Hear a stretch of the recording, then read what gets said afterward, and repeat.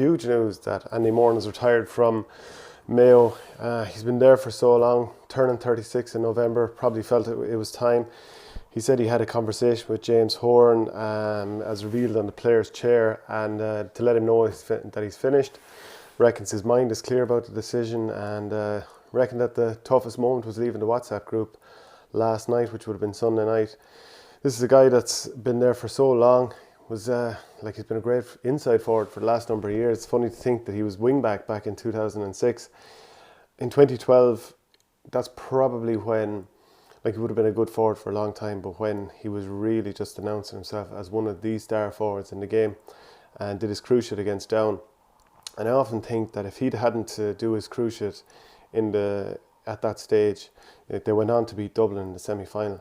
But if he was there for the final against Donegal, and they obviously had that horror start, would he have been the difference that season? But yeah, it's incredible that he came back to the level he did, and to even win Footballer of the Year 5 years later in 2017.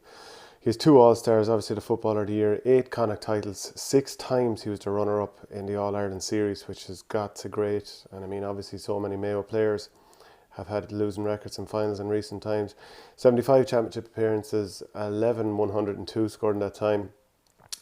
He has to go down as one of the top forwards in living memory. The question is it the right time for him to be retiring? I know he's turning 36. The Andy Moran of 2 years ago, he would be absolutely irreplaceable. And brilliant and all as he still is, they probably do have forwards that are at a similar enough kind of level at the moment, and I think that's reflected in how James Horan has been picking the team. But what a servant has been to Mayo. Just such a fantastic character based on what you'd hear from his teammates over the years. Brilliant scores, big moments. Some of those games against Dublin, we all remember that equaliser he had at Croke Park a couple of years ago. And it's a sad day for Mayo. It's a sad day that he's going to retire without his All-Ireland title, because he has been a brilliant player. But Mayo are going to have to plan without him.